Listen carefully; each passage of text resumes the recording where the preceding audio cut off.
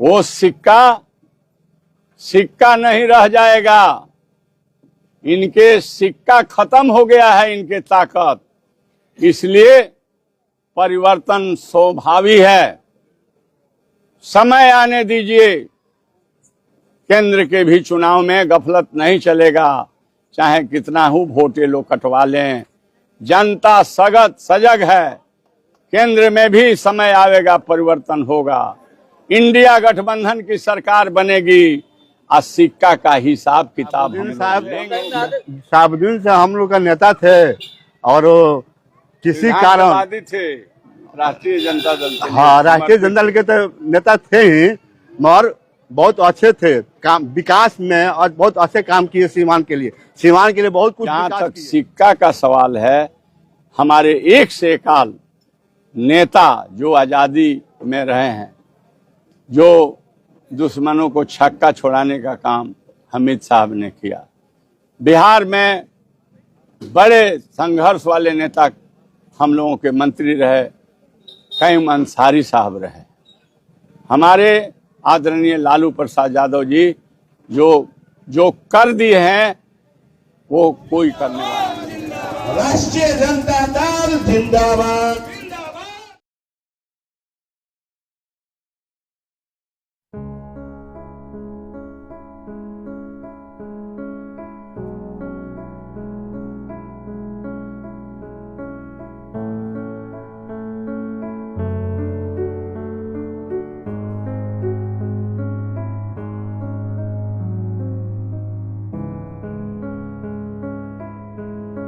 विधायक कौशल बिहारी चौधरी लगातार जनसंवाद कार्यक्रम कर रहे हैं और इस जनसंवाद कार्यक्रम में लोगों की समस्याओं को सुन रहे हैं और लोग जिस समस्याओं से दो चार हो रहे हैं वो समस्या भी इनसे आकर के लोग कह रहे हैं।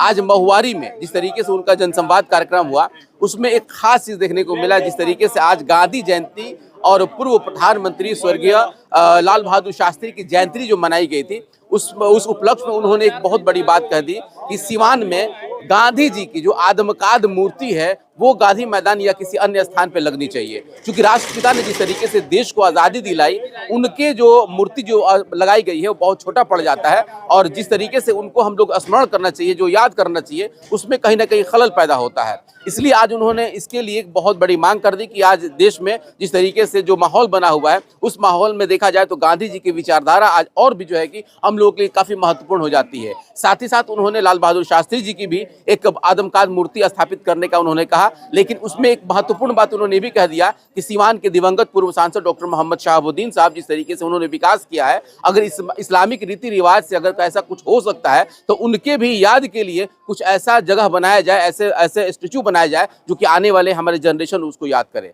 हम अभी बात करेंगे उनसे और समझने की कोशिश करेंगे कि किस तरीके से जो इन्होंने बात कहा ये सच में सिर्फ एक राजनीतिक सोचा है या आने वाले समय में एक तरह से देखा जाए तो इनको याद करने का एक सही बड़ा तरीका है। चौधरी जी आप लोगों के बीच में है, आप लोग बीच में है इसलिए है कि फिर दोबारा बनाकर भेजिए कि हम फिर उच्च पद बिहार सरकार में मिले और आप लोगों का सेवा करें।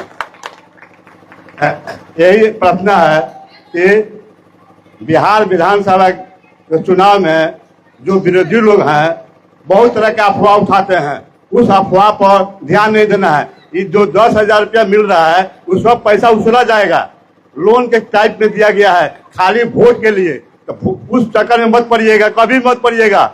इन्हें तो फिर आप लोग को कर्जा चुकाना पड़ेगा 20,000, 10,000 लिया तो 20,000 चुकाना पड़ेगा।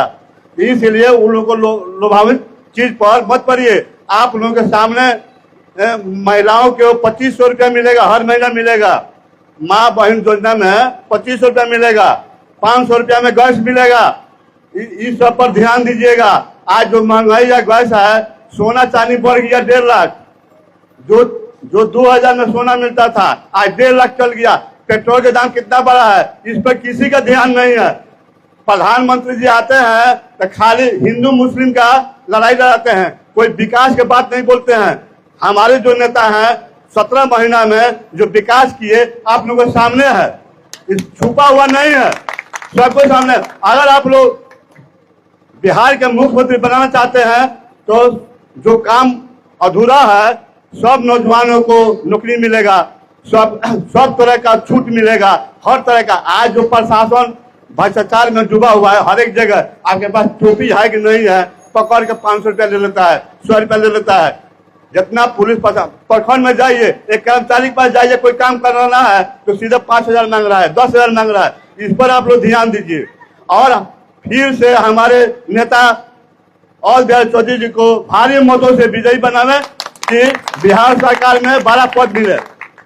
जय हिंद, जय बिहार। महात्मा गांधी के संदेश को आज के दिन में मानने वाले लोगों की संख्या बहुत कम रही है। इसीलिए उनके संदेश को और उनके बताए रास्ते पर सत्य अहिंसा पर नहीं चलने की वजह से सब लोग दुखी हैं और सब लोग परेशान हैं।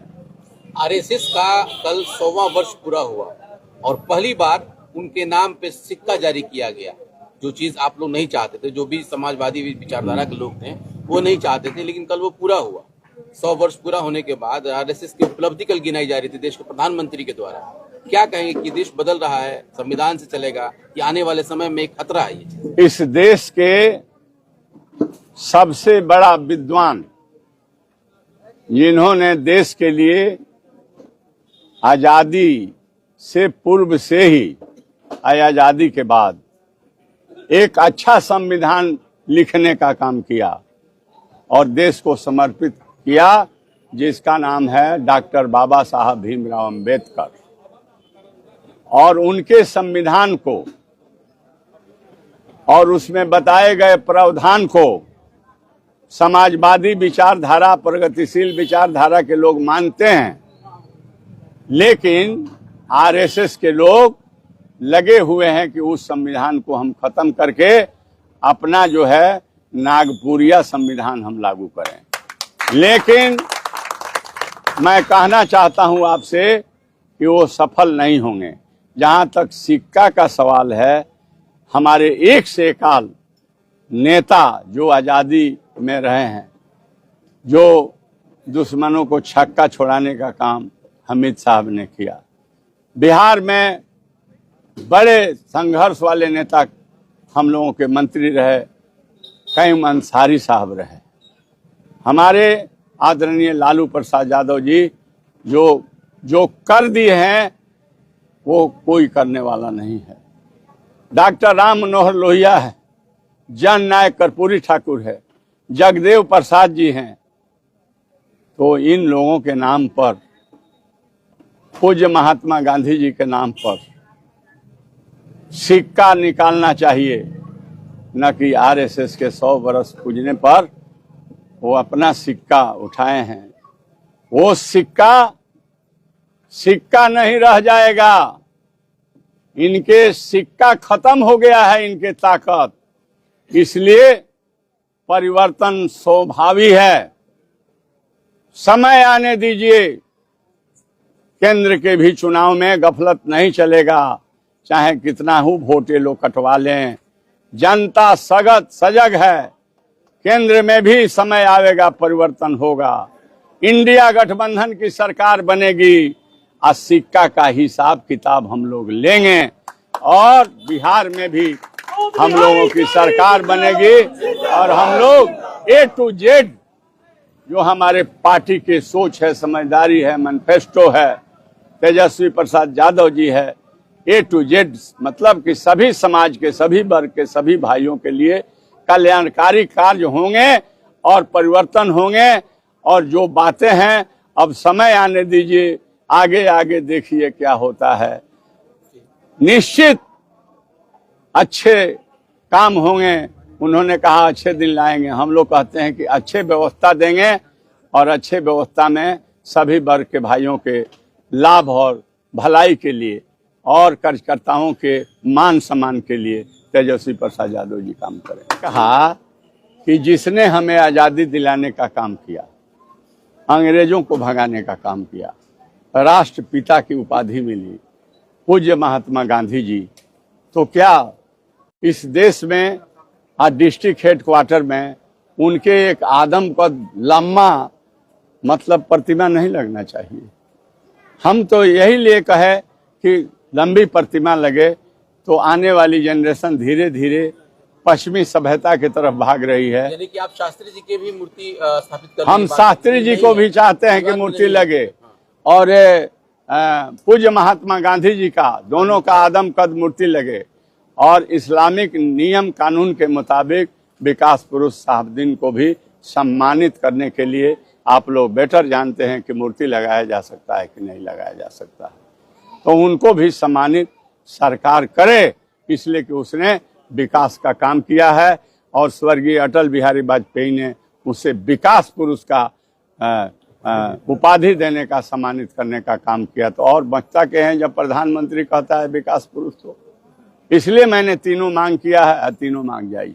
सिवान आए हैं अपने जो संवाद चल रहा बटे राष्ट्रीय जनता दल के, इस खुशी में हम आए हैं, है ना। अब सिवान आए हैं कि हमारे गार्जियन और दयाल चौधरी जी को भारी मतों से जिताइए, दूसरा कोई नहीं है विकास करने वाला, विकास पुरुष यही है, सिवान के विकास पुरुष यही हैं और दयाल चौधरी हैं, इनको भारी मतों से जिताइए।